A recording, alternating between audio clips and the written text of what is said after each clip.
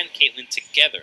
And those two, you know, can pack a punch in the later stages in the game. But at least Samsung is going with a draft that has a high amount of mobility and will hopefully be matched with a plenty of CC. And whoa, Baker going with a blind pick Lucian mid, so he basically carried through the game 2 against Afrika. So him drafting a blind Lucian here is just saying, I'm going to carry it.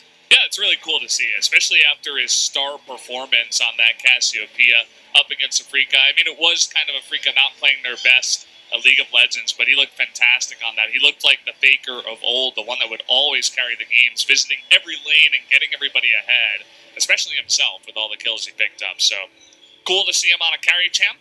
We are going to see Talia picked up for Crown. Another one of these big picks that's just all over the mid lane, especially for Crown as well. And now that the mid laners, AD carries, and potentially junglers, if the Jarvan does not turn out to be a flex pick, we can expect jungle, or rather the support, to be heavily prioritized now. I think the Braum makes a lot of sense here for Samsung, and both for SKT, having 2 long with Braum is awesome, so we need to see that champion come through. It makes a lot of sense for what he going with that pick does not allow you to have many tools against denying the Zac. Zac did get nerfed. His W is a little bit weaker. It costs more on some of his other spells.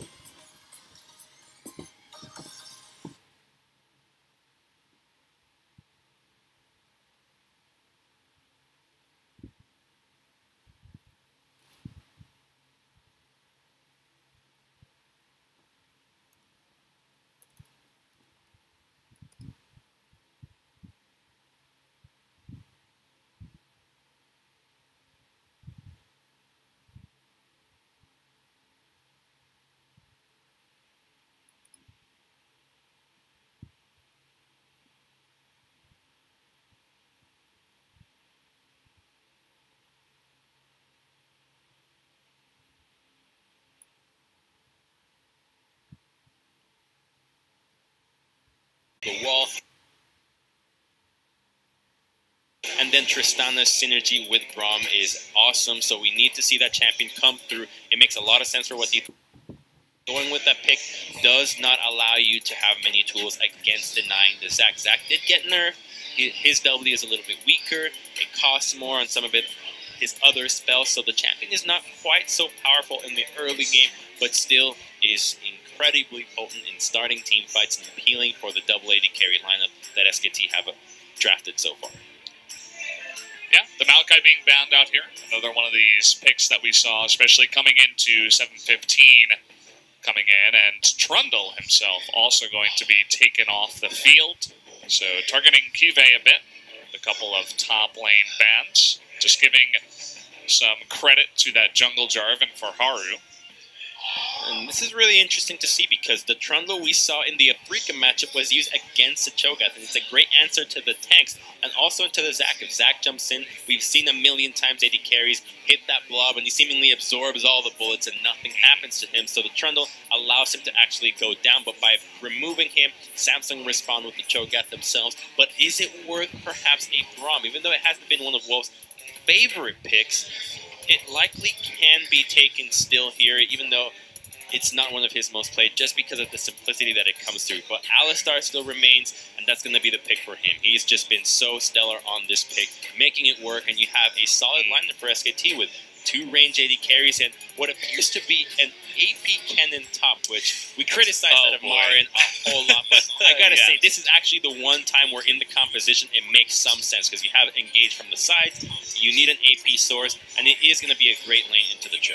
Okay, well, I'll believe it when I see it. I want to see this cannon actually have some success. And Untara, who's been doing very well, who has actually kind of taken the main spot in the top lane for SKT, is going to get his hands. He's going to have a try at this cannon. You can see that the Rumble was banned out by the side of Samsung, so they don't essentially get to do that Rumble-Alistar combination that they do love to do. It's taken away, and of course the final pick, Tarek, on the side of Samsung. Look at, going to try to keep that Tristana safe. And it's a composition that we haven't seen from Samsung at all. This is such a different flavor for them, but Tarek himself can completely swing the what SK Team wants to do, just go in with the combo from Zac and Alistar, have Untara flank, and then burst everybody down with the assault from afar from the AD carries. But if the Cosmic Radiance is there and negates that initial engage, then the counter attack from Samsung can be devastating. However, when it comes to SKT's team composition, they do find themselves at a deficit in the early game. When you have Zac against the Jarvan right now, they took it away early. They want to make some waves happen, and it's Haru. We haven't seen a whole lot of him. He took a game out of KT last time we saw him, but eventually they got stomped in games 2 and 3. And Untara, by the way, even though SKT has lost 4 games against Samsung this split, Untara never got a chance. It was only Huni. So maybe Untara is the answer for SKT to surpass Samsung. Well, he's got a good lane to do it, and one of these champions that has been a bit underwhelming, so a bit of pressure to make that happen for himself in that Kennen versus Cho'Gath in the top lane. Also Ruler, a guy who has only played 1 game of Tristana and so much Varus, decides to go for that Tristana this time around. Let's see how game number 1 is going to go, though, as SKT and Samsung enter the Rift.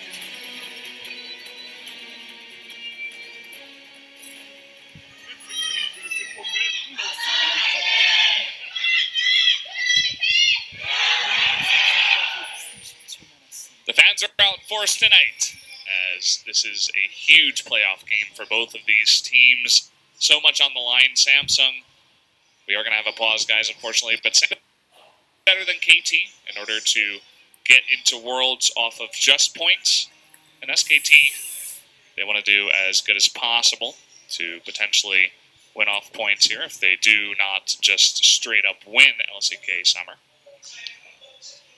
While both teams have plenty of opportunities to qualify, they can obviously qualify through the gauntlet if they lose here. That's not where it's at. It's about the pride here in Korea. You are either the winner or you're the first loser. So they absolutely are fighting for that pride. They're fighting for making sure that they can be the best team. And it's not just the fans of these two teams that are cheering for them. Because if you're a Longzhu fan, if you're a KT fan, you're taking sides here as well. All KT fans are pretty much Samsung fans today because they do not want to see SKT face off against KT, which has found a way to dismantle them twice already, and basically for an entire year after the creation of the team. Yeah, not looking forward to that. And we got a little bit of extra information about the monitor issue here. Haru just seemingly forgot to set up some of his settings, but that's all done. It's all well and good now as the game has restarted. Shouldn't be any more problems as we go into this one. Wow, so dazzling from Tarek. Is he taking pictures? How does he move that stuff in midair? He's a magician. His charm. Like a there snake. you go. Piece. Which, on the topic of these two supports, you have Alistar and Tarek. And in the previous match, we saw Lulu versus Janna. So the whole rage is about the Ardent Sensor. How good is Ardent Sensor really? And I think the item gets overhyped by the success it has in solo queue, where coordinated dives, engages, and closing out of games aren't as apparent as they are in competitive, where you need the supports to currently not only have kill pressure to prevent your turrets from going down so early, but you also need them as an engage tools later on so you can have more flexibility in your draft. And that's why you now see the Tarek and the Alistar making a reappearance and starting to become more and more meta, just because they're higher value when it comes to the competitive matches. And I fully expect maybe one game of an Ardent Sensor support here and there, but for the most part, these two teams will rely on having supports that can make plays. And Wolf on the Alistar has been making plays every time we see him on this champion. Oh, looks like we have another pause. Maybe someone else wants a new chair or a new monitor. It's Wolf. Is it going to be Wolf, I bet? Asking for another chair. My skin isn't good. I got to change it. No way. Ruler says he can't hear out of one side of his headset. That's a problem. Well, every time this happens on a match of this caliber, all we can say is that it's going to be a night that will pack everything, Valdez. We're going to get to see backdoors, Baron steals, Baron attempts, tower dives, 5v2s bottom lane, 1v1 deaths, you name it, because we're already starting off with the pauses. So we're starting to add the untangible aspects to the game that will make this night more memorable. Yeah, that actually raises a good point in my mind that after SKT and Peanut they were able to defeat Afrika, right? They had that interview over at OGN, and they were talking to Peanut, and Peanut himself said that he thinks that any other jungler that goes up against him should be a bit nervous because of the ridiculous steals that he's done all year in his career, but also that night against Afrika, taking it away from Spirit, the Baron. And so it's interesting to see that Samsung, Ambition had kind of a wonky, lackluster game against Longju, and then they start a guy that's only played about 6 games the entire season to go up against Peanut. So lots of pressure on this younger jungler, this rookie jungler, to come in and defeat one of the greats. That also just sounds like Peanut going for some self-propaganda, putting fear into the into the hearts of the opposing teams. But in the meantime, we get to resume the game and let's see what Haru can do in the early game, because the Jarvan has plenty of tools to do so. There is kill pressure in topside mid lane, a lot harder to gank. The Lucian's mobility will always allow him to escape, and we'll seldom see Faker go for a relentless pursuit right from the get-go if he doesn't know that he's in the safety of the lane. Oh man, stepping forward is Ruler. That went right through Ruler. That was weird interaction, but either way.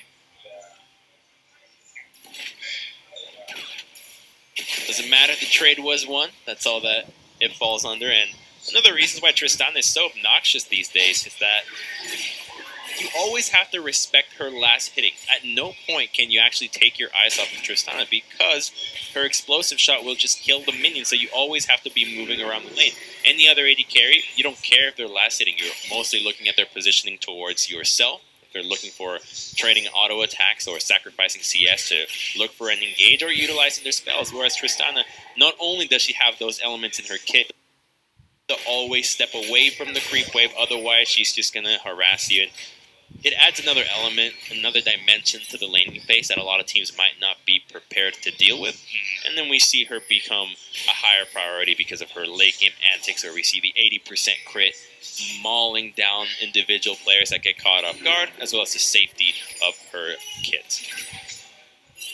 Her mid to late game is pretty ridiculous. Once she gets that insane amount of crit, she just walks forward with her crazy range at about, level 15, 16, 17, and just begins mowing people down. Can be a little bit hard to deal with. Let's see if SKT has that countered here. Well, SKT will be perfectly happy to let Tristana get to that point and trust in their own abilities as a hard engaged composition with the double carry. So they'll have no problem just taking it easy, letting Zac farm, waiting for their lanes to start passively building CS advantages, as we already see on the map. You've got Lucian expectedly starting to draw a little bit of an advantage on the mid lane, as well as the Kennen in the top side.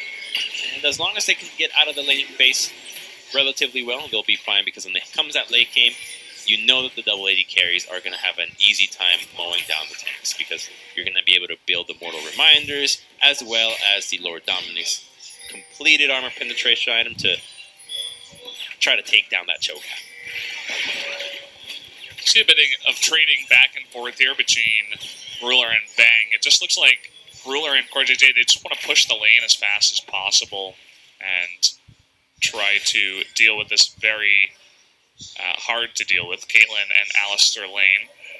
You can see Wolf and Bang kind of holding the lane here before this turret. Don't want to let it get too close.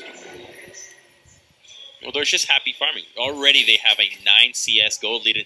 You mentioned that Ruler only had 1 game of Tristana played, and this might just be that he's not practicing enough on the champion, as we just see on our screen, missing some CS. The explosive shot can also be your undoing as a Trist player, where messes up your other last hits, and already he finds himself at a loss of gold compared to Caitlyn, and that's not going to be good for this champion. She absolutely needs to stay ahead of the Caitlyn, because if Kate starts getting an advantage on you, you need to wait for much more gold for you to be able to take on her, or take her on in a 1v1. Watch out for this, though. The culling is coming out. Crown getting super low. The last bullet is going to take him down. First blood. A solo kill to Faker on the Lucian. Look at that. His eyes are wide open. It's like, are you serious? Did you not just burn your heal or flash? And I am just as flabbergasted. What's up, Crown? This guy has been known all split long for saving his summoners until the very end, utilizing them only when it's necessary, but just a brain fart there, because he could have easily lived out of that one. Even when we saw Faker in his matchups against Lucians with heal, he would just use heal to get out of the culling and survive, but I guess Crown just forgot that he had those summoners, because that just should not have happened. Not the best mistake that you want to have happen when you're going up against a Lucian lane, or against anyone, really. This is not a good start for Crown in the mid lane. And it was the last bullet. You know, as you said, he was just trying to avoid using the summoner as much as possible, and it was his undoing. I guess he'll have heal for the next gank, at least. He'll also have a Dark Seal, so I'm not sure why he went with that itemization after dying. You go for that item. It's like giving up First Blood as Elise and going with Mobility Boots. So we'll take another look at that one. So he basically misses everything right away, and we're just going to get to see a Matrix angle on his own death. Goodbye, Mr. Smith. That was pretty sick. I love Faker's just composure, right? He's baiting out the seismic shove. He's just dodging back and forth, just baiting it out, like waiting for a cat to dive at a toy. It's like, okay, use it, and then I'll burst forward, then I'll relentless pursuit, then I'll get on top of you. And Crown fell for it. Next time, I hope he uses his summoners. So that's definitely a good spot for Faker in the mid lane on that Lucian. No doubt picking up that first blood alone, not having to burn any of his own summoners as well. It's like going into Who Wants to Be a Millionaire and losing without using your lifeline. So you're like, why didn't you just use it? Saving it for the $500,000 question, no doubt. That's when the 4-man gank comes in. Looking for a gank up top. Here is Haru, who has hit level 6, but did get pushed in. He is still hanging up there, and there has been so much vision of Peanuts on this Zac, by the way. They've known where he's been for a long time. Will they go for the gank? He's looking for it. The Flag and Dragon's so close. He's waiting for the knockup first. Into the second one. The Cataclysm comes down, and the Feast will pick up a kill for Cuvée. 2-1 on top of Untara. From Samsung. The second that the Rupture came out, you knew Untara was dead. Impossible to get away from that gank, and that's going to be the entire story for this matchup. He didn't get to burn his flash, but if he ever gets caught by those two, he is in a death wish. Here we go again. This time it's not going to be as relentless, the pursuit from Faker. He's out of mana as well. Crown still has both of his summoners. Crown will now need to make the most out of this Taliyah by looking towards the lane. So bot lane, unlikely for them to find anything there against the Alistar, but top side, I think that Untara will be the champion, or rather the player that they'll try to pick on, because a way that teams have found victories against SKT is finding individual members and just making them feed as hard as possible. Here we see a battle for Vision, but Haru has not been spotted. Okay, hopping on in, he's going to miss them. Down comes the Cosmic Radiance, pushing away Haru. His Wolf gets him out of there. Peanut kidnapping himself to safety. Party balloon there for himself. Just didn't want to have any part of that one, but you see what happens when no carries are involved. The tanks just look at each other dead in the eye, and it's like, well, we have no business being here. So at least both teams seem to be on the same page when it comes to who the damage dealers are and what fights it can engage on.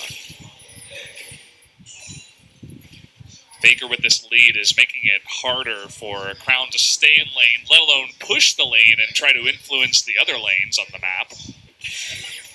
Saying if you want to get near that minion wave, you're going to lose about half your health bar.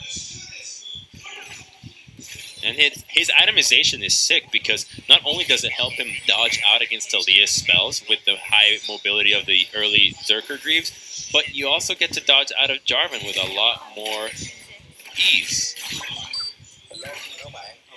making that lane safer than ever and a allowing him to continue that push that keeps Taliyah under tower and has his lanes farming safely. And now that top lane has already died, it's all about Bang when it comes down to the later stages in the game. He didn't have the greatest game 2 against Afrika, but he's on a different champion here on the Caitlyn, with that late game prowess that we haven't seen for such a long time, ever since she entered the permaban list.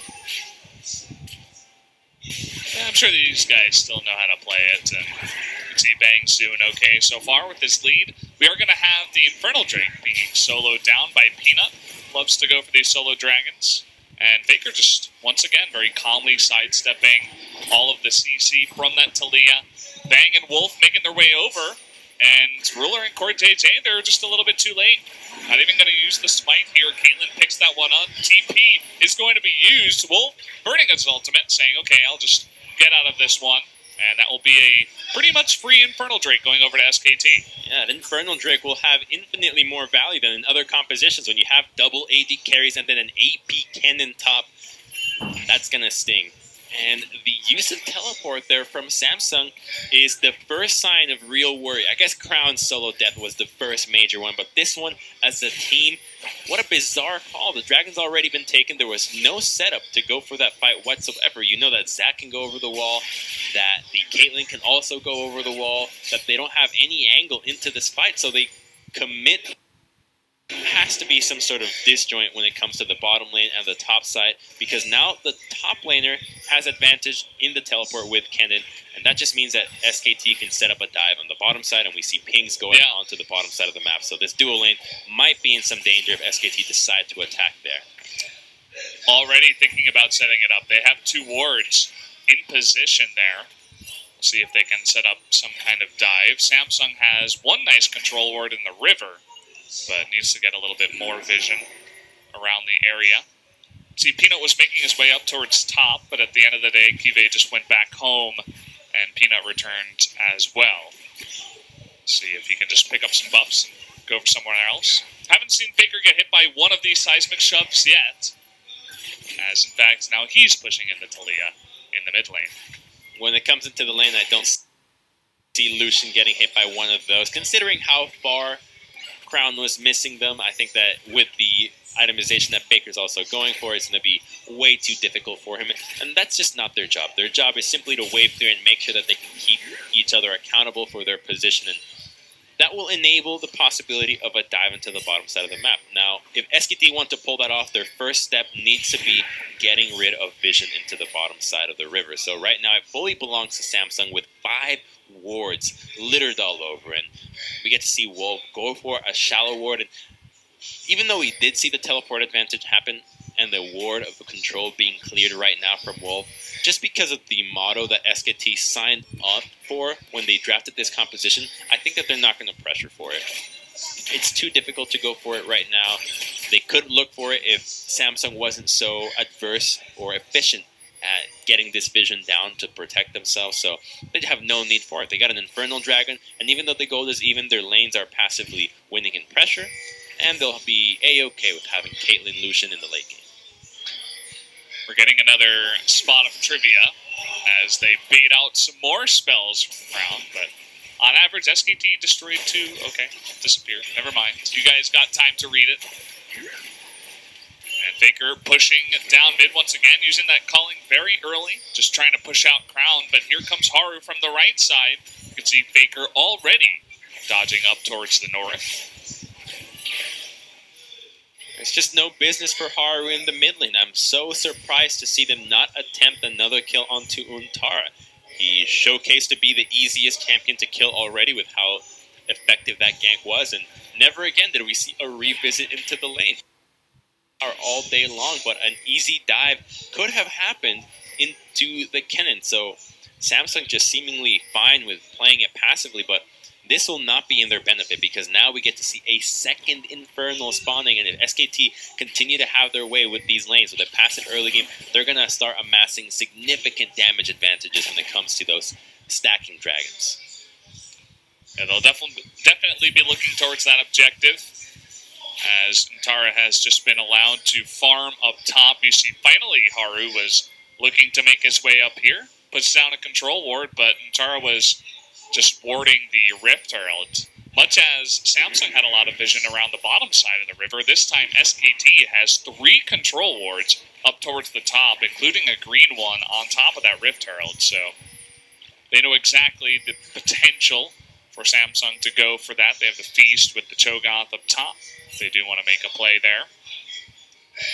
But here is where things start to get juicy, Valdez, because we now see Faker getting blue buff at level 12. He's about to hit that level 13. He's going to have 2 levels of his Relentless Pursuit, and that's going to be a nightmare to deal with because now he gets to push as hard as he can without feeling any lack of mana. Every time we've looked at mid lane, he's been out of mana from putting pressure onto Crown, but now he has sustain in both mana and HP now that the Blade of the Ring King is completed, and here comes the all-in. Yep, here we go again. The culling coming out. Crown not burning any of his summoners once again. He does get away. Peanut finding Haru in the jungle, just one-on-one for now. Haru going to flag and drag over towards that blue buff that is started. But in the meantime, we have a fight up top. Thankfully, Untara is able to land a stun, so you can get away from that one. And Haru just going to take the blue buff because Crown isn't there. And take a look at the timing that SKT and Faker specifically goes for that all-in. What seemingly looks like just Crown overstepping has way more implications than what we get to see. Because the blue buff gets to be stolen from Peanut, but Vision gets to be acquired into the blue side for SKT. And that Vision will set them up for this next dragon. Another all-in from Faker onto Crown means that they'll be able to get this second Infernal stack going. And now they've even called reinforcements from Cuba onto the mid lane. But this is Lucian. It's like he's skating into the mid lane. You just can't gank this guy. Yeah, you're not going to really come close unless you commit 3 members plus, I'd say, at this point. And they don't really have the resources to go for that. So here we go. The Infernal Drake, the second one of the game, is started. Haru is hanging around nearby. It is going to be a 4-on-4 for now. Both of these top laners do have the teleport. But will it come in time? This is being burned down, and Samsung just going to give it away as SKT had all of that control with the Vision and all their members around that Drake, and they pick up the second Infernal of the game. It's exactly what I was saying. They push the lanes in, and because the itemization of Blade of the Ruin King is completed, they can burn it down quickly enough. They had a ward ready for a teleport if Samsung were to commit, but they were just too damn fast at it. So SKT having foresight and seeing what they want to do with the game, playing accordingly, and now they have that second Infernal, and wow, Mountain as a third. The Dragon RNG is on their side today, and if they walk away with this other one, when it comes to controlling the Baron, Samsung's just not going to have any hope. Yeah, SKT, even though the gold doesn't really reflect it, as it is exactly even at this point, and still no First Blood turret has come down, even though Samsung is getting close. SKT picking up all of the very important objectives up until this point. SKT has won 19 games with the gold lead at 15 minutes in this split. I guess they had the gold lead at 15 minutes in this one, although it must have been a minuscule one. Our game is dead even when it comes to gold, and while the Dragons and the pressure have been in the favor of SKT, it doesn't mean that Samsung is by any means out of this situation. They have Tristana in the late game. We've seen what she can do. They've already been pushing the bottom lane quite well as they're about to go for a first brick if they can get their hands onto that lane. Wait a second. Oh, forcing that flash out of Crown, who does get away. Haru was jumping in, but immediately after he saw Peanut, just made his way out with his tail between his legs, forcing a big summoner off of Crown at this point in the game. Guess that's what it takes to get Crown to burn his flash, but in return, Jungle is showing into the mid lane. They can just safely push to the bottom side, and the pressure pays off. 2 towers in the favor of SKT, and now we get to see the snowball just starting to build up. They were just looking for the perfect snow to build that perfect snowball to get Samsung out of the contention for these wards, and it looks like SKT is just playing such a smooth control game over Samsung, and they seemingly have no idea where to pressure on the map.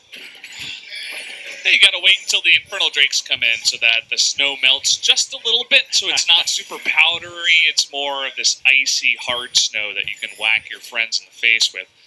It's definitely working out for them. They're got a huge lead from this, as they do take down both of those very important early turrets. It's like when you open your new batch of ice cream and it tells you wait 10 to 15 minutes before eating it so that it melts a little bit and it's perfect temperature to eat, not just completely frozen. So The Infernals there. The perfect temperature for SKT to start snowballing onto Samsung. Exactly.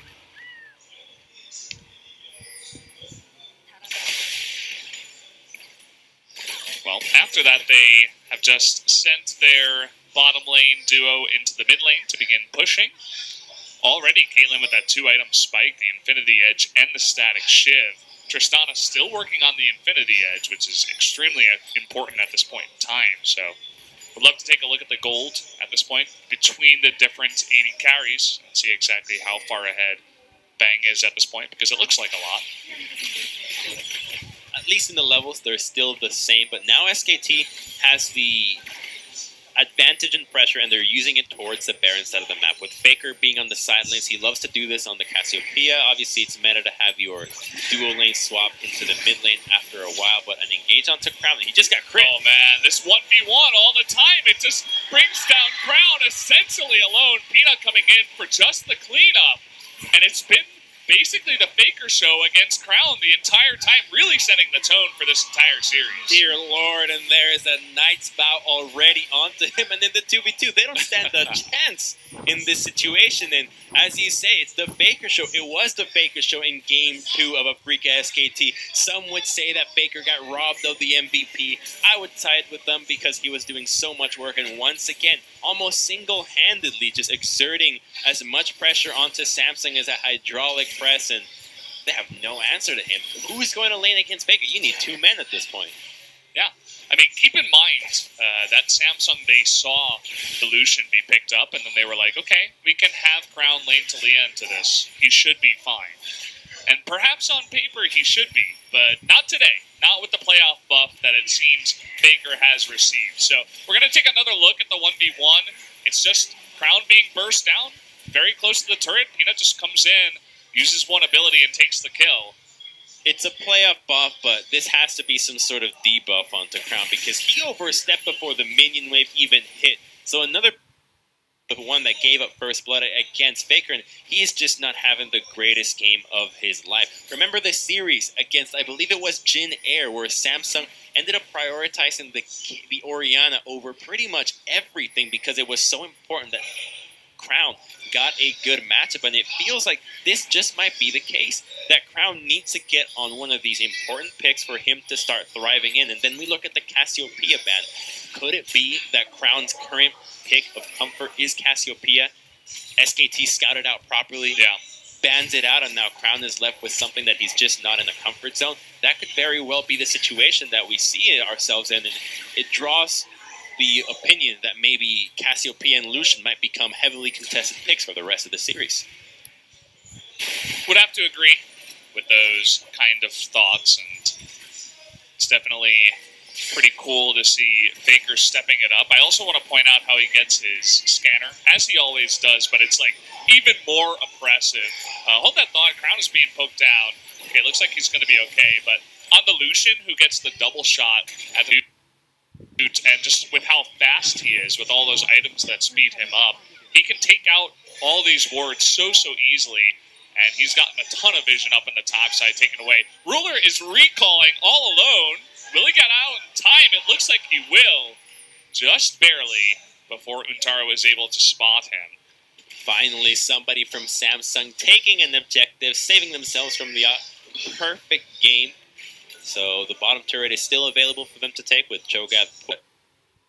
This would mean that SKT, once they complete the trifecta of dragons, they don't even care about that tower. It's all about the Baron, and they don't have anything that will seriously be a threat when it comes to stopping them in here. With the Blade of the Rune King from the Fed Lucian, the Caitlyn that already has that 2-item spike, the Zax's percent damage, this Baron would go down in a jiffy, and Samsung with no way to defend on a 1-3-1 situation, as we have seen how difficult it is to defend against Lucian, a Baron would likely be the beginning of the end for Samsung.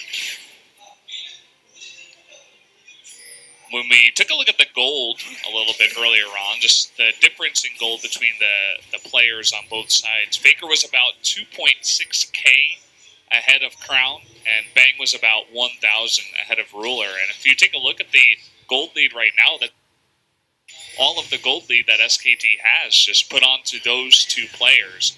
And so far it's really shown. That's really where you do want that gold lead, onto 280 carries. We're seeing the return of Lucian with the help of Faker, as he was looking a little bit lackluster towards the mid and end parts of LCK summer regular season. And the thing about Lucian and Cassiopeia, which are currently Faker's go-to picks, is that nobody else can truly play them to that level. They're highly mechanical champions. Faker, obviously, on Lucian can play him well, utilizing dashes and the many combinations that it has, but Cassiopeia is also surprisingly difficult. Hitting your Q is so important when it comes to dealing damage, and understanding how a fight is going to happen gives you an indication of when to use your miasma, which so many players utilize wrongly and have players eventually flash out. But Faker is not one of those players. He can see plays seconds before it happens. How many times have we heard the story of Faker calling out a play 5 seconds before it happens? Oh, I got a kill. 5 seconds later, somebody dies. And that kind of foresight is necessary when it comes to playing these difficult champions. And I don't think that anybody that will try to imitate Faker's champion pool will find nearly as much success on them. Well, Crown was looking pretty good on the Cassiopeia. I wouldn't say it was 100% Faker level, but Faker said, I don't need to play my Cassiopeia. As long as Crown doesn't get that comfort pick, we should be good in this series. And so far it has turned out to be correct. By the way, the fourth dragon of the game is going to be another Mountain Drake. Hold that thought. Faker going 1v1 onto Haru. In comes Peanuts. They're looking to come in from the left side, as well as Untara from bottom. But Samsung effectively able to disengage, and nobody will go down just yet.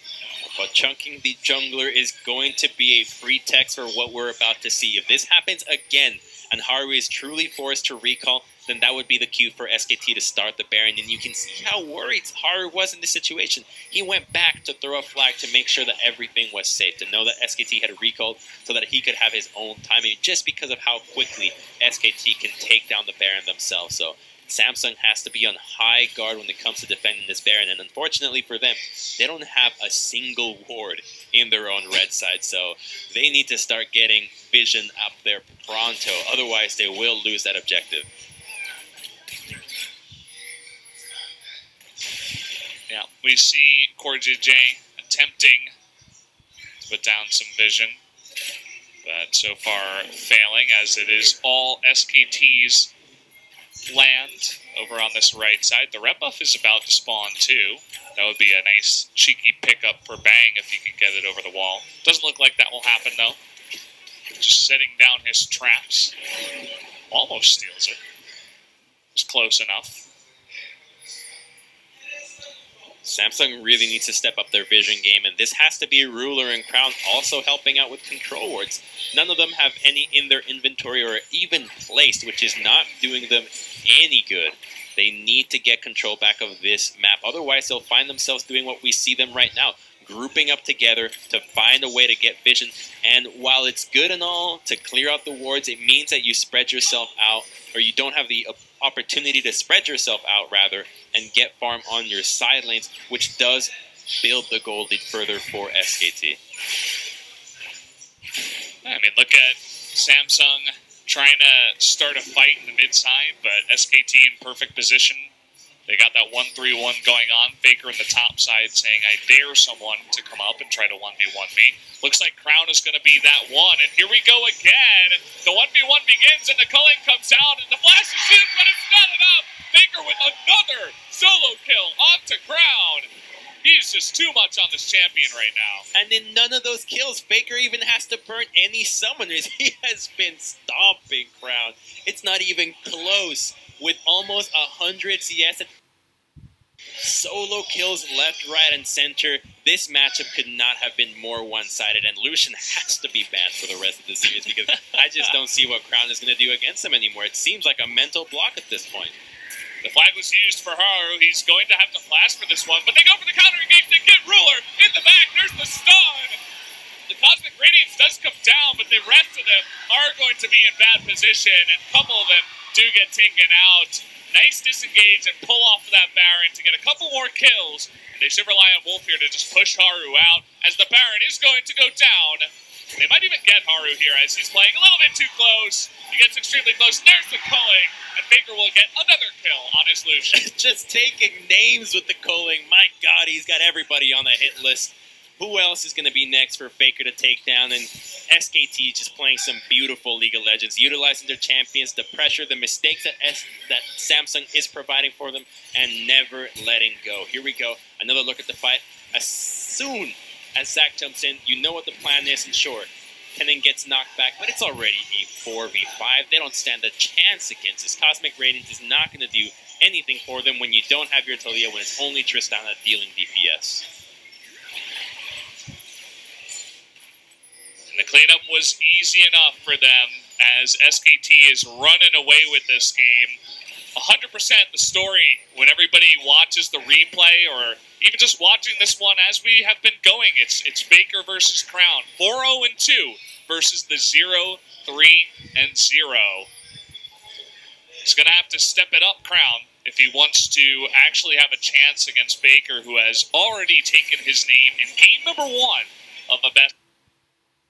He absolutely has. The champions might be different, and we can put a lot of the emphasis as to the Samsung mistakes onto Crown, but I do still feel like they could have found more opportunities when it comes to asserting pressure to the top side of the map. They found one good gank, but never again did we see Samsung going for anything proactive. It was only one attempt, and that's just not going to cut it when you're under so much pressure from SKT. So next draft from Samsung will have to be slightly different. They'll have to target different champions from SKT if they truly want to have a fighting chance in this series, because this game 1 has been all SKT.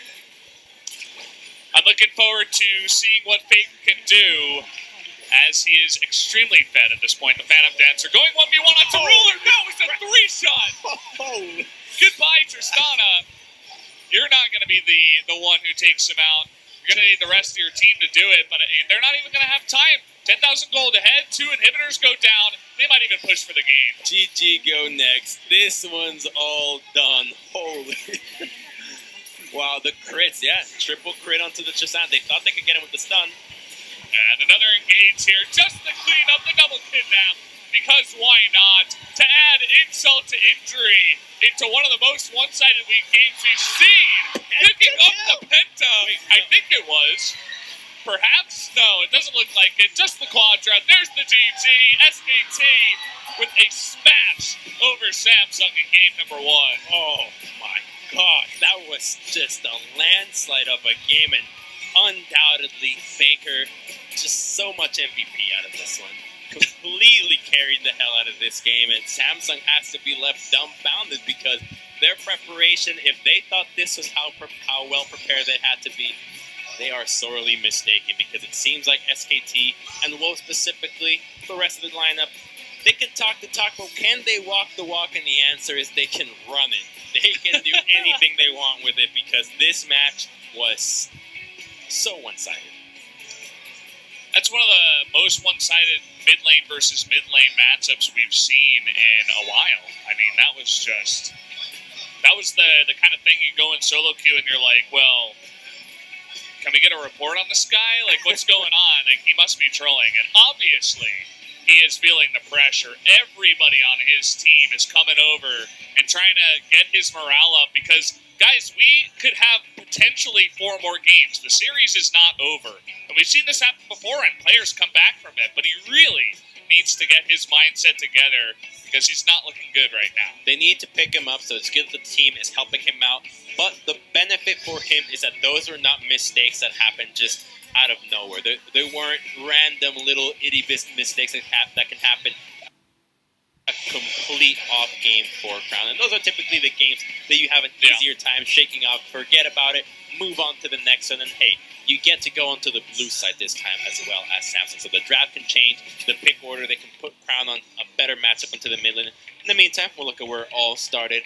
A bizarre 1v1 where Crown saved his summoners and died. I think it was the last bullet, quite literally, and that was solo number 1. Forces the flash out and gets solo number 2. He had already picked up a kill with the help of Peanut underneath the tier 1 turret in the top lane as well before that. And Here was just the follow-up. It was already 4v5 in this one. SKT as a team, able to clean up quite easily at the end of this one. And they also do pick up this kill onto Haru to make sure there was no steal. Another calling kill for Faker, because why not? Can we give this guy a double MVP? Does that exist?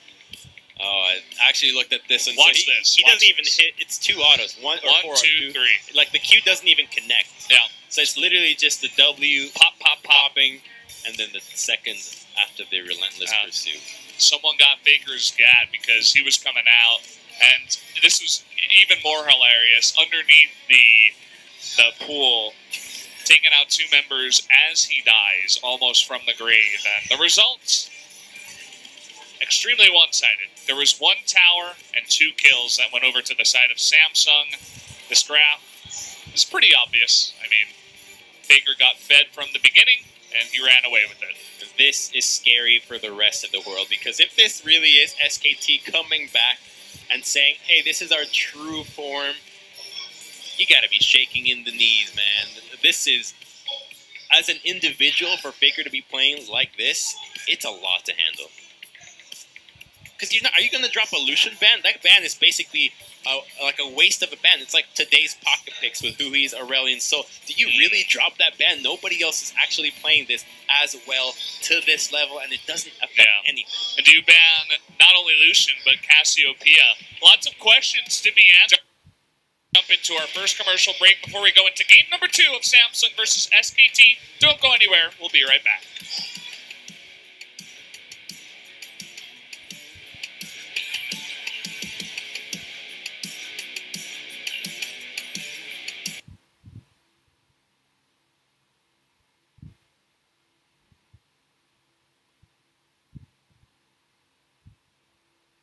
I gotta say, this is actually the one time where in the composition it makes some sense, because you have engaged from the sides, you need an AP source, and it is going to be a great lane into the chill.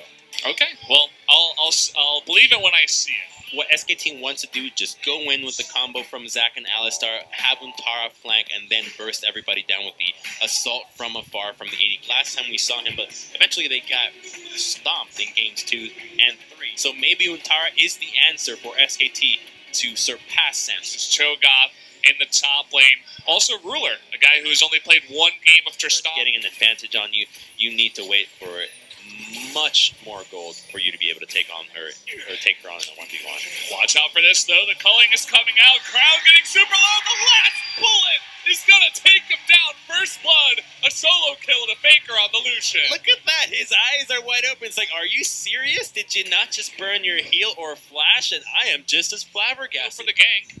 He's looking for it. The Flag and Dragon's so close. He's waiting for the knockup first. Into the second one. The Cataclysm comes down, and the Feast will pick up a kill for Cube. And Ruler and Cortez Ander just a little bit too late. Not even going to use the smite here. Caitlyn picks that one up. TP is going to be used. Wolf burning his ultimate, saying, okay, I'll just get out of this one. Do have the teleport, but will it come in time? This is being burned down, and Samsung just going to give it away as SKT had all of that control. Obviously, it's meta to have your dual lane swap into the mid lane after a while, but an engage onto Crown. He just got crit. Oh, man, this 1v1 all the time. It just brings down Crown essentially alone. Peanut coming in for just the cleanup. And it's been basically the Faker show against Crown the entire time, really setting the tone for this entire series. Looks like Crown is going to be that one, and here we go again. The 1v1 begins, and the culling comes out, and the flash is in, but it's not enough. Faker with another solo kill onto Crown. He's just too much on this champion right now. And in none of those kills, Faker even has to burn any summoners. He has been stomping Crown anymore. It seems like a mental block at this point. The flag was used for Haru. He's going to have to flash for this one, but they go for the counter engage. They get Ruler in the back. There's the stun. The Cosmic Radiance does come down, but the rest of them are going to be in bad position, and a couple of them do get taken out. Nice disengage and pull off that Baron to get a couple more kills. They should rely on Wolf here to just push Haru out, as the Baron is going to go down. They might even get Haru here as he's playing a little bit too close. He gets extremely close. There's the culling, and Faker will get another kill on his Lucian. A fighting chance in this series, because this game 1 has been all SKT.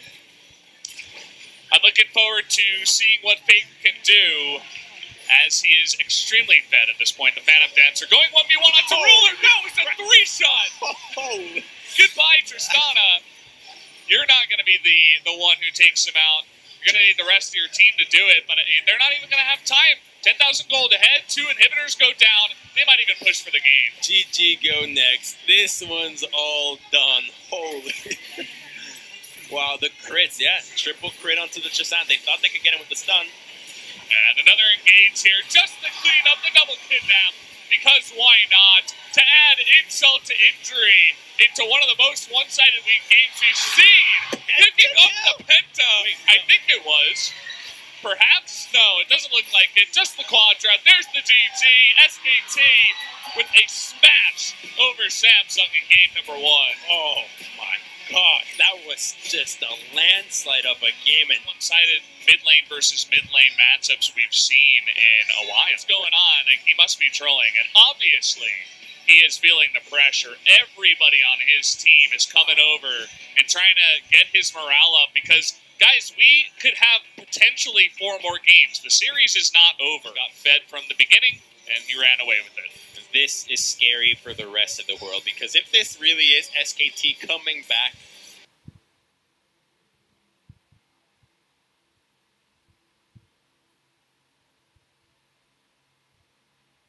lot, but at least now they have 3 threats to deal with what SKT is throwing at them, but 3 threats get nullified as you have Tam Kench to succeed in winning these fights.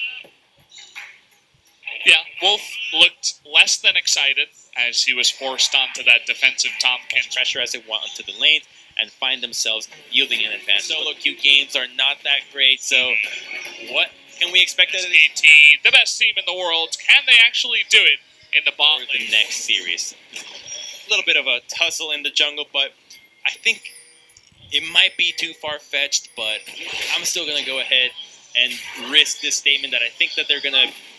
1 second, though. Okay, Peanut's getting caught out here. The Devour coming in. Stitch is going under turret. That is too much. All right, my good I'll sir. Say it. SKT's winning it. SKT's going to win this game. And when they face SKT or KT now... But it did fail, as Untara did read it very nicely here. Now Wraith and Stitch, they're sticking around, and Stitch, he gets hit out of there, the Buster shot to get back, but of course you're not getting out of that one, just sticking too long around the bot side. I'd be fancying a flash twisted advance, but Faker has flash too. And they got Peanut nearby, there's that flash twisted advance into the ultimate, and down will go Faker in the mid lane, finally able to take out this pesky Lucian, and, well, they need to make this work as he...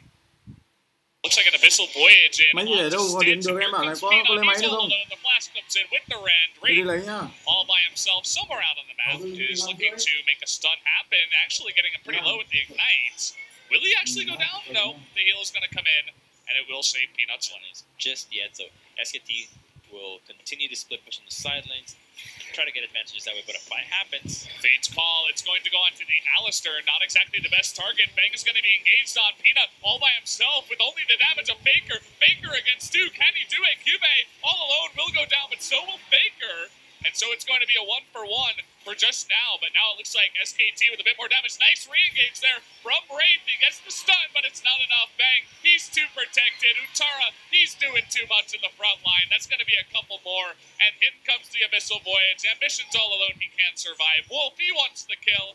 Doesn't look like he'll get it, though, as Bang decides not to join up, but they pick up a 4th kill, and a big lead now for SKT in this one. The Kennen comes through in the backline, but he doesn't do anything. He gets exhausted, murdered right away while Faker dies in a 1v2, but this is the big one. The combo, let's see what Stitch does. He has the rocket jump, but why is there no switch of damage onto Bang? Off the back of this, about 3,000 gold, and the Mountain Drake, and a pause, which is always nice. A pause for us to revel in the moment, extend this series. Now Samsung can say they lasted a little bit longer in the ring. We have a pause here to pay our respects for Samsung, who are our beloved Samsung. Bathroom break. Yeah, looks like there it is, bathroom break, baby. I mean, when you gotta go, right? Nature's calling. And he knows what this means. He knows that the cameras. Let's give him a high five here, a round of applause, because when everything's on the line, And nature calls, nature comes first. Toilet issue. Are you serious? Why are we calling it that? Toilet issue. Alright. Oh, Untara is like trying to hide a smile. that doesn't mean you should not wash your hands, Valdez. You can only assume at this point. You gotta keep your hygiene on. Seems the toilet issue is fixed, guys. Thankfully, thanks to plumber Cuvée, who went in there and dealt with that toilet. Who knew he was a man of so many talents? Alright, it looks like we're ready to go. The countdown has started. As it spawns in another minute, but the grouping from Samsung is going to be met with Gragas. Oh, he catches Crown in the back, and a flash is not going to save him. He's all alone. And Ambition trying his best to get out of this one. Cuvée joining the fight a little bit too late. Will they even get Ambition here? It's going to be close. A couple more hits will do it. Doesn't look like they will, but they get a very important wave clearer in that Crown pick. And they will push on to this inhibitor turn. Caught out on the back end of this play. They don't so well with the Bloodthirster from Bang. I mean, when you're ahead 12,000 gold, you might as well just go for this because you're trying to bait your opponent into one of the most desperate plays they can go for. And Samsung smartly is just going to let that one go. Like a cardboard team. Question is, can the rest of the other teams step up to SKT? As SKT, they're looking for their second 3-0 against Samsung in best of fives in 2017. They take out that third inhibitor. The Weaver's Wall will come in, but it's just locking SKT in with Samsung as they're pushing on to these Nexus turrets, just waiting for the waves to push in. Wraith with a nice engage here, but the perfect equalizer. Cuvé's going to go down, and so will Crown. Nobody on SKT is going to go down here as Baker light steals up. That's going to be 4 kills. Ambition, they're looking for the third one, or rather the fifth one. Can't even count at this point. The Rend, will it come in? Not quite, but they will stake out the Nexus. And that is game number 3. SKT with the 3-0 victory over Samsung. This series was not even close, Valdez. Game 2 had some glimmers where we thought Samsung could do it, but they just fell apart when it truly mattered.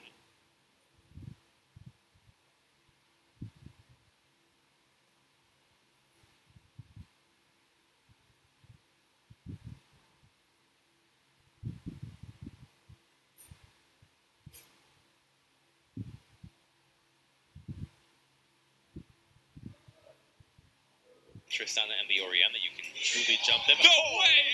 Okay, here we go! Oh my god. Here we go, ladies and gentlemen.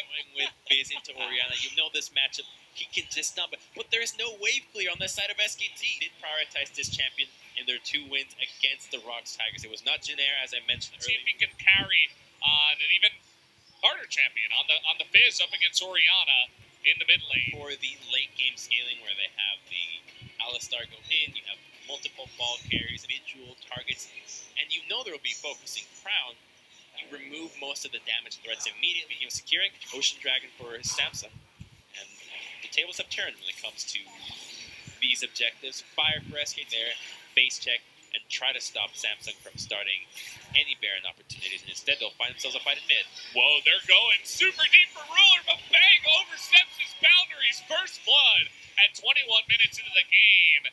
As Bang, he just took one step too far, and that meant his life. With the tanks and the Fizz, so this Dragon has huge implications on the game length of this game. Any big fight does come out in the meantime. They're looking to come from behind. Here comes Peanuts, but he's going to take a bunch of damage. Already down to half health. He's alone. There's the shockwave, and he gets caught out going 1v3. And execute whoever from SKT decides to be Look brave at the ping. face check. Look at the ping. Here we go. The TP from behind. This is their moment to make a play happen. Here come Faker and Duntara from the left side. Will they get Ruler? No. That's going to go wide. And there's the Stab United. They cannot get onto Ruler. Now Untara's all alone. Where's the support? He's all alone. He went too far. And down goes Untara. A failed teleport gang with both of the teleports from SKT. The audible from Samsung was great there. I don't think they're going to be able to get Faker quite Right, they're relying on Corte to keep him out, and the Baron is already incredibly low. That's going to be enough CC to keep Peanut out, and there's the Baron. Ace Race Tristana, I don't know about this one. They're going home. Samsung, they decide, take the 2 turrets and go back home and try to defend, but here we go. They're going for the inhibitor, SKT. Will they get it? It's going to be close. A couple more hits will do it, and there it is. Not enough carry, not enough damage around here. Meanwhile, Crown and Ruler stayed home. The rest of Samsung will try to stop these bags. Here comes Crown and Ruler. They're going to get the inhibitor. Will they continue to push? Yes, they will. They're going for that turret. And there's Faker. It looks like he will get the recall. That's extremely important. But he's the only one right now. Can he go 1v2 is the real question. Still the Banshee's available on Crown. But here's the collapse from SKT. Down goes the Fizz. But Crown should be following up. There's the Cosmic Radiance. Ruler still alive somehow, some way. He is taken out in the end. SKT, they do get back here. Bang is still very, very much protected. It doesn't look like they want to go full on with the 4v4 just yet. They hold on to their base just barely. That was a close one. Them a chance to go for a fight. It might have cost them the entire game. You can see how much they want to defend this. That stun rather was so close to hitting Ruler from the Taric. Wolf almost making a game-changing play. But again, another missed CC means that this time Samsung will get their second inhibitor that they so dearly want. Opportunity for these teams to prioritize objectives. Baron is obviously the most important one here. So I expect both of them to fight for a chump. It hit Crown! It got onto Crown! There's the Stand United into the cast, but will he go down? The shield to the heels, and the big shockwave right before that Cosmic Radiance. But here's Faker trying to get onto Crown! He gets him! He gets Crown! Now Haru is getting extremely low. Bang is still available, but so is Ruler. It's the battle of the 80 carries right now. Corte, he's getting low. There's the red. Ruler, he can't do enough damage. SKT, they're too tanky. Now Cube is going to be left all alone. SKT, they're turning this one around. They're going to get another kill. Cube's not even going to stick around in this one. He's going to try to make it out with his life. SKT, can they pick up another kill? It doesn't look like it. They just get 2 as Cube sticks alive. 2 carry compositions. 1 man goes down, and they don't have a chance. There's Ren to secure this, but they're turning off. That stun misses, but Ruler forced to flash away. He pulls him off of the Baron, but Ruler doesn't have an escape. Will it matter, though? Here comes Bang on in, and he will do the damage. The rest of his team helping him out dearly. They pick up another 2 kills, and that should be the Baron for SKT. And that Baron is huge. What is Samsung thinking going into that moment? Are they going to go donate themselves once again? Crowd looking for the miracle shockwave. Can he get it? There's the cast. There's the rend. It comes out at nearly the same time as the shockwave. But Bang with enough rend stacks. Take this and have a positional advantage. And with Maokai showing it to the bottom side, it appears that SKT will simply be using the Baron to stall out this game. They have a chance here with Peanut if he wants to go for this Smite steal, but here's Corte to headbutt him out. Will they get it down? Nice play here by Corte. They are going to get that Elder Drake. Lots of Ren stacks onto the Alistair, and the TP even coming in, but I mean, it's an Alistair with his ult up. You're not going to be killing this guy. Ludicrous. It's basically 1 per wave when he can go in. He's looked almost for it up again, like 3 seconds till it's back up. They got to get Crown's Banshee's Veil. If they can get that and land it onto Crown, he might be a dead fish out of water once again. We'll see if he can make it work. Jump the Waters is up. They're going to use this. They want to get Crown. He's good. Not blocking the fish. He threads the needle and then finds Crown in the bag.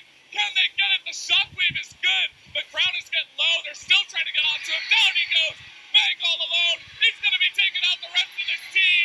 Down goes the Tristana. Down will go the Alistair. And down will go the rest of Samsung. Only Haru will be left alive. That was the engage that SKT needed. But do they have enough to close out? I'm not sure they do. They're so deep inside their base. Extend the game for who knows how long. If he just sat behind that Jarvan like we were talking about, didn't get hit by slow pushes and working out, just, yeah. Ruler taking a little bit of damage, that Rage's Glory, just to push him back and threaten at this point. The Cosmic Radiance is going to be popped here. They're going to go on to Kibe, but again, that's not used. Ruler taking a bit of damage. The Shockwave is going to catch. Bang, it's a big one. Can they actually get it? That dodge circle, but look at Crown in the back. He gets caught again, and that is exactly what they wanted. Faker, he stays alive somehow as well. He's still going down. Kibe takes him out, but it just doesn't matter. Bang, he's all by himself. They could never take out this Kalista until the end. two. SKT, somehow, someway, they pull it back. They just have a laser onto Crown, and Faker once again finds the Chum the Waters, and then Ruler.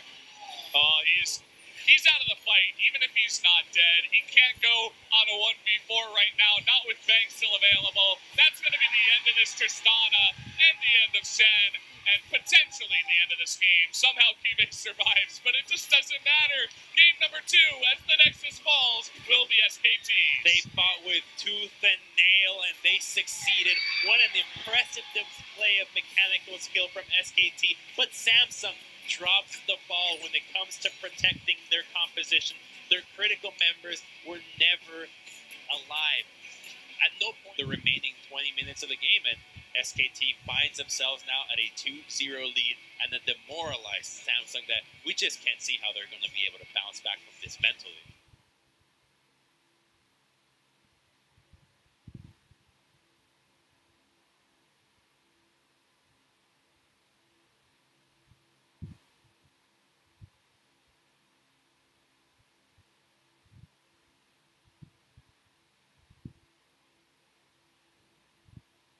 If RNG go towards an Ashe pick, then they would have an answer towards the bottom lane to be able to shove it out.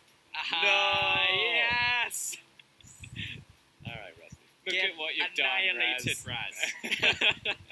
You can't do this against Uzi. You can't say not the vein. Xiang will be having just to push in towards the mid lane and let Icon survive. So for me, OMG are going to have a lot of pressure towards the mid lane. While RNG people into a Talia wall that you can also condemn people into if you'd like. And Vayne will shred everybody. There's a lot of outplay there. But OMG's composition probably just better. Yeah. 4 that just has Dungtown doesn't necessarily need to be QSS. It's damage. It's knockback. Of course, a quest of 650 gold is very obvious. Cannons give the most gold. Oh, well, okay. Ming is going deep on this one, but he's not taking tower aggro. SMLZ will flash away, but this will be the stun coming in from the trample. Uzi taking a bunch of damage, but they have MXG coming down as well. He's looking for this knock-up to happen, but the bot lane is getting torn apart from RNG. Good knockback against the wall. Condemned for first blood. Ming is going all in on this, but misses the pulverize. Vibe wants this kill in return and will indeed get it, but ultimately, it's a double kill to Uzi.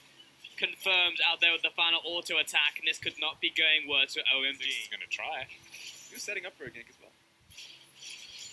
Oh, that was actually very cute, and he tried to dodge to get the kill, but no. Whew.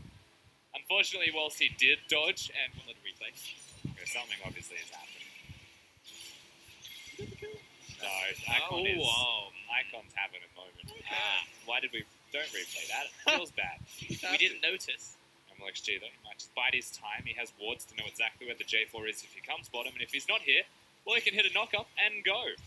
Here we go. And there it is. Knock-up and the pin against the wall. Condemn comes down, and he actually couldn't move through all of that. SMLZ, zero counterplay for him. Uzi begins diving the tower before backing away. Yeah, he would have been dead otherwise. This is looking pretty bad for OMG. See a pick onto Ming. Yeah, Ming called out. He'll hit the ultimate, but it's not enough to save him. SMLZ, rather, will just get that kill. And Icon teleports for good measure, Pulse, just in case he was able to survive for long enough. This pushes Uzi out of lane. Try and hold this, and he has the wall. MLXG is also about to be spotted, so OMG know what they can do and how much they can take. Uzi staying here, though, initiates the... Oh, that damage from both Zaya and Echo in that trade. Icon will snap back with the ultimate before flashing away. Here comes... Xiang lands the ultimate onto 2 and will take some into the bottom lane as well. Cataclysm will secure the 1 kill onto Xiaohu. A tower and 2 kills. OMG fire back. And is now maxing his W next. On the bottom lane, Let Me is following after Xiang, but he knows he has the rest of his team here to help. Xiang, he doesn't have the mega form anymore, though he's trying to kite away. But Xiaohu will finish off that kill, and actually no assist to MLXG. Meanwhile, top lane, OMG find the second tower of the game. This looks like it could be a fight, though. RNG, they want it. Ming initiates. The team isn't there quite yet. MXG chooses to back away, but Uzi has been caught out. The rest of the team is trying to dog power on top of him. But they're going so deep for Uzi. Only now will he die. Finally to 5. Let Me in the backline doing the same to SMLZ, but he's staying alive. 2 kills for OMG as they look to chase down the Crocodile as well. MXG zoning away World 6, but the rest of the team is putting in work. Let Me following after. Gets that 1 kill. He flashes back. Xiang not in range. That's a 1 for 2 overall. Now you're starting to see how hard it is for Uzi to stay alive in this game. Knows that the teleports for top laners are about 30 seconds to a minute off, and World 6 is chunked. Oh. Jumps in, and World 6 is actually just gone. Another kill to Uzi here. Unless he has kill threat in the Mega form, and he does right now, so he wins this. Whoa, hits the ultimate. Let me use the dominance, turns this one around because Xiang is taking tower aggro, but has to be very careful because Xiang's going to flash after, but here comes Uzi. It was all a masterful bait. It was all a ruse. All of this, guys, you think you got me, but you don't. Oh, they're walled off. To the bottom side, they still have an look at exit. Uzi. Oh, He's hello, angry. Ming wants in. SMLZ has the ultimate, though, to potentially dodge it if he gets in range, which he does not. But MLXG, the big scary dinosaur's here to play. Icon blocking up this choke point. It's about to turn into a fight. But 5 just gets gobbled up by the Cho'Gath. World 6 backing it up because Letme's coming up to the fight as well. He comes in with 4 HP and he turns it onto SMLZ, who's already used the ultimate. 2 kills over to RNG. Uzi has flashed. He is looking aggressively for something, but not enough people are dying right now. And somehow Icon keeps getting leashes on his blue buff. It's down to half. Dropping fast. SMLZ does a lot of damage. MLXG, he'll see this in a second, but it's gone. World 6 get the smite off. Ultimate down from Xiang. He's into ultimate form, and both of the frontliners just explode from RNG. RNG don't have a lot of ways back in besides hard engaging, and they're looking. That's what they go for. Letme forces out the Feather Storm, but World 6, he's zoning up the front line, and Uzi simply cannot hit anyone right now. He has to go to that front line to make it happen. Ming with a good save there before Icon can get the phase dive off. That minion's having a rough time. He's locked up. He's in jail. Yep. Absolutely cannot get out of Do it. not pass go. Xiang, no team there to capitalize, but regardless, still take the mid lane in him. OMG are simply just losing everything, and OMG are keeping up the tempo. They're going through engage number 2 and find MLXG. Looks like he's going to be falling to SMLZ. World 6 chasing after onto Uzi, but Ming moves back to base, and Uzi just doesn't have a front line. All of the dragons in this game on top of that Raz. Yeah, it's going to be harder here for RNG. Is playing up against an Echo who's constantly on your flank. You're going to have to try for something. Ming steps forwards and loses all of his health. SMLZ still chasing after. Teleport coming down from Xiang, and that was a 4 versus 5 as well. How much you can do? That is your major engaging force in Alistar. Getting shredded. And bot lane will be falling for certain. Xiang, if he can catch up and drag MLXG in. Well, I feel like Xiaohu is the be-all, end-all here in this defense. If he can't stop it, then the game is over. Going in. Great engage, 5-5, finds Uzi as well. And while he hits the Makuros, he's also hit with more CC, but look at him, he's untouched currently. Icon jumps into that backline, but he's already used his ultimate. The Chrono Break is no longer available. Tower crumbles and 2 kills to RNG. Wow, they actually get the kills. They hold the fort, but honestly, they hold it barely. The teamfight stats means that RNG can stand and deliver the second the Baron buff OMG appears. Additionally, big takeaway from OMG because they have 4 dragons, so having that amplified with the Elder Dragon would almost certainly mean the game. So RNG stepping up for this one, very important. And also the fact that the longer you have a Vayne in the game means that there is still a chance for him just to go so hero that he just kills the entire enemy team. That's a lot of things. Elder Dragon's like 30 seconds from falling off, and so this is the one moment they had to try and pick that fight. OMG, going for it. Potentially get caught out. Xiaohu gets the kill. This is big for RNG. That's a whole minute. Icon's down. But they're starting to get pushed back, of course. It was the flash from Ming. The headbutt, I believe. Yeah, it was. Knocked him out of his phase time. That was really important because Uzi's ult being down, Ming having no health, that's inhibitors that'll fall. RNG playing a slow, tempered. Xiaohu in the top lane as well. Feather being used to flash away. Big knock up to onto the front line. Letme should be falling here very shortly. He'll back away. A big nom onto World 6. Xiang gets the kill onto the top lane in here. It's a 1-to-1. Letme for World 6. That's 2 inhibs if Icon can get this. He will not. It's a big angry cow running after him. He's almost tempted to suicide for it. He does have an ulti. Yeah, if he can get in and actually hit the inhibitor. XG. Oh! He doesn't even have goggles activated. They're ending the game. They're moving 2 members over there. Someone needs to recall on this, and it has to be Letme right now. Baron goes down over to MLXG. That front line's holding, but he needs to get these recalls off right now. They have 4 seconds to do so. Check out this base, though. Xiang is hammering down on it, but they do get the Letme teleport off, and Xiaohu. Ming falls. It's 1 kill over to OMG, and they are looking to try and push into this base now. And it's a 4 versus 5, but Uzi, you can never count this guy out. What can he do in this fight? Xiaohu brings up the wall, buys some time, but this massive minion wave ready to crash on top of this last remaining Nexus turret. Uzi's got into the back line, but while the rest of the team is trying to trade in the front, but he's so slow, he got slowed down. And Xiaohu's on the swarm pad, still trading off as well. Uzi, he's into the back lines, gets the first kill, knocks him down to the Guardian Angel. World 6 chasing after as well. SMLZ, his focus is on the tower. Oh my god, let me trying to get on top of Icon. Back. And it's a 1-for-1 so far, 5 for Xiaohu. OMG might want to back off of this.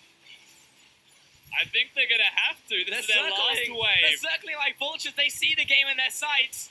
Icon tossing out the time winder, but MLXG's back to full health. Catches Nah in the knockup. Meanwhile, Uzi's trapped in this pit, but World 6 is trapped in there with him. Ming on the front line once more hits the ultimate, but SMLZ turning around, gets the headbutt out of this fight. Xiang following after as well, moves on to Lemmy. He's going to be close, finds the kill in the boomerang, but now he's gone way too deep. He falls, double knockup coming out, but check Uzi. He's falling onto World 6, gets that kill. Turns onto the enemy. Uzi! 3 shots! And Uzi, this is going to be it! A clean ace out from RNG. How did they do it? Uzi finds SMLZ in the back, and he was able to pop him. But it doesn't mean the game's over by any means. RNG, with this many people still alive. Good plays. Recalling, yeah. Also, a lot down onto Lemmy, but he's got Xiaohu coming down. He's got the weave as well, but yeah, OMG will start this off. Oh, teleport into the bottom side. He's going to lose. Oh, no, he transforms at the right moment.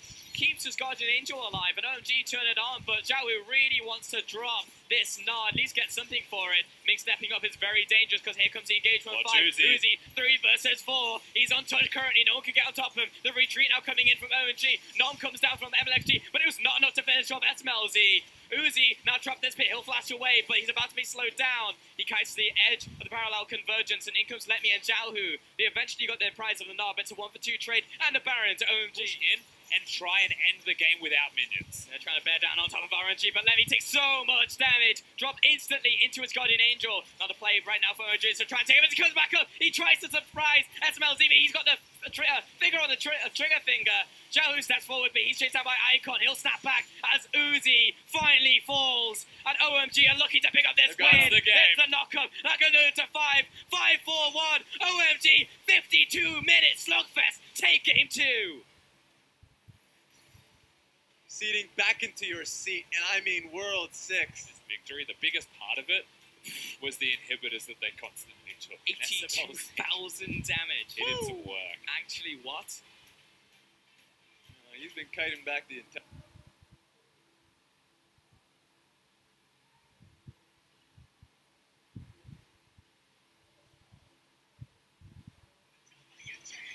As long as I don't get one shot, it should be okay.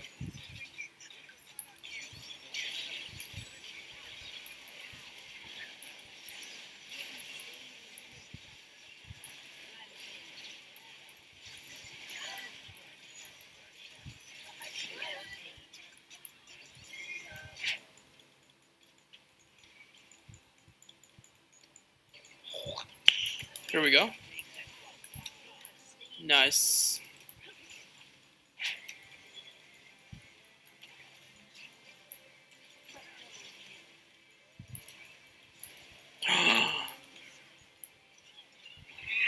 Okay. What am I watching right now?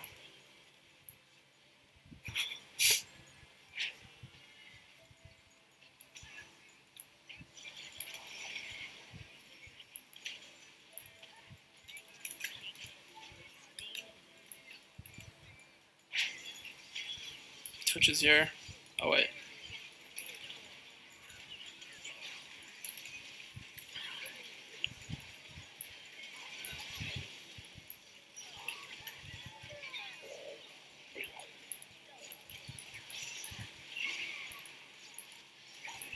Oh my fucking god, he actually, okay.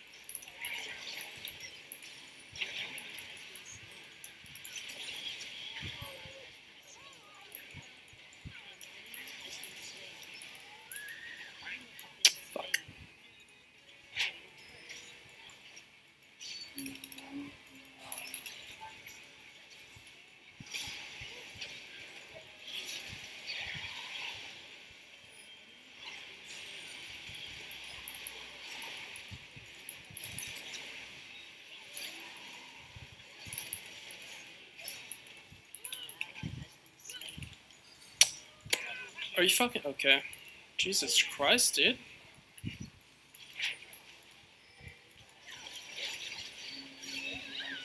Oh, Jen is dead.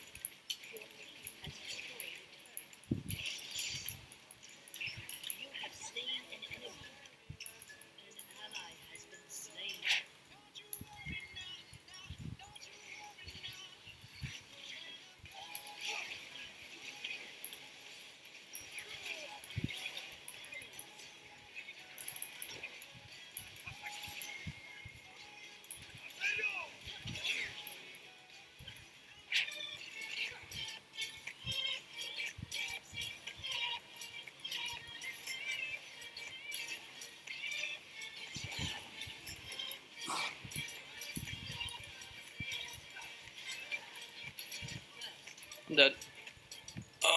Oh my god, are you kidding? The fucking minion? Okay. Oh shit, real?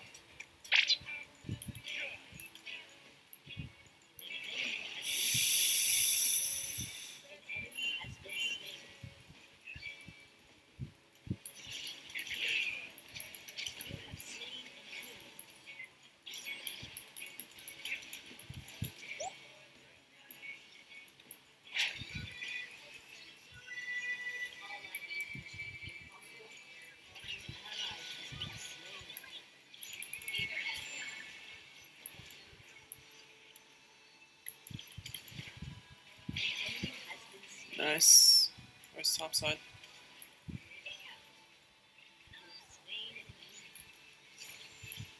Calculated. Not really.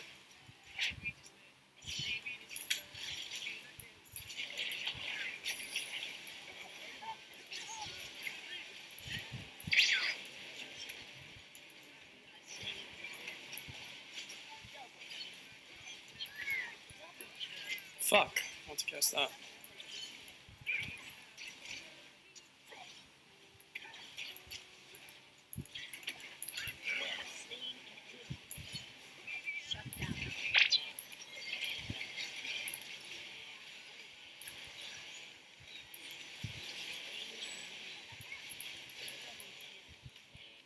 Why did I cleanse? Holy fuck.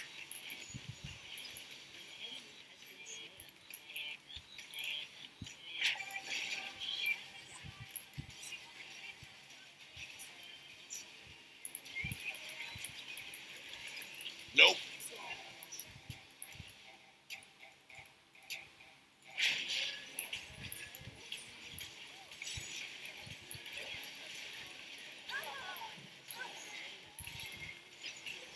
Okay, that was pretty good ult, not gonna lie.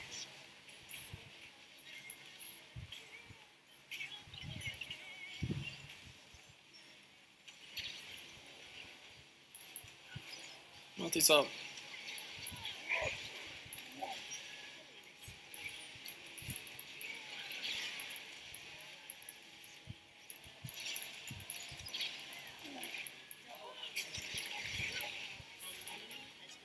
Bottom line? Alright, let's go.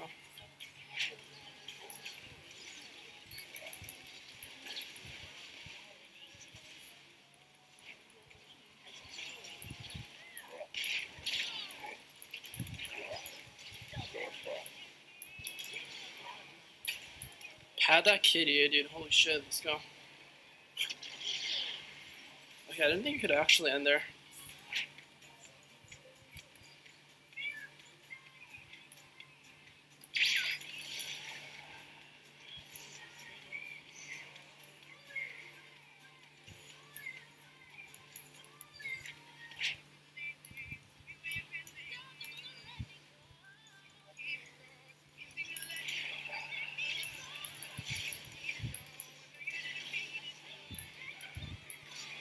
Wait, I'm actually dead. Okay, holy fucking overkill, dude.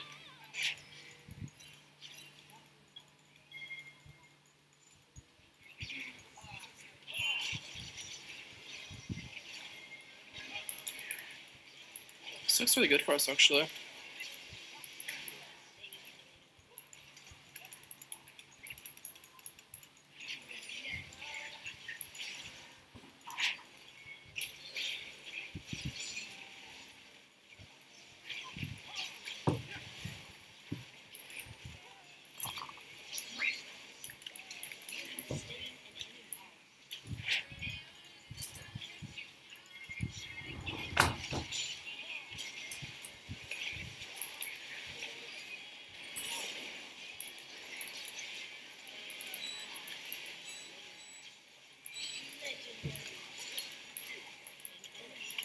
Jesus fucking Christ, dude.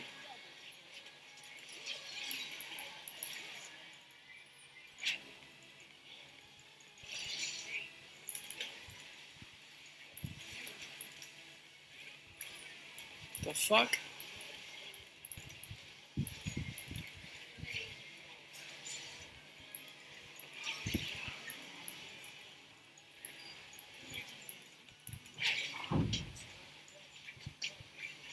Is he gonna fight? Actually, turn.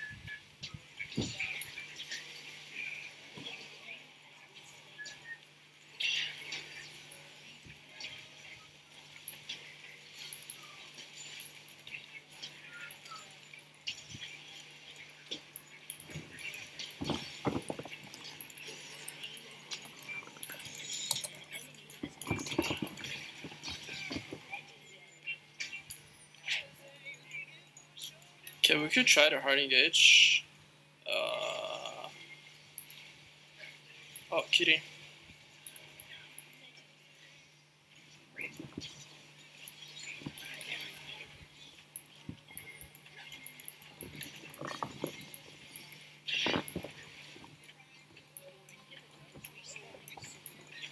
You have creeps. You should just destroy towers. I'll put you in.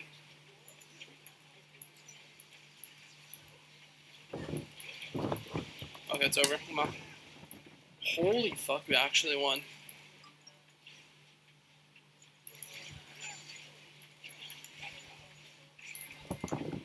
Yikes. I'm fucking useless.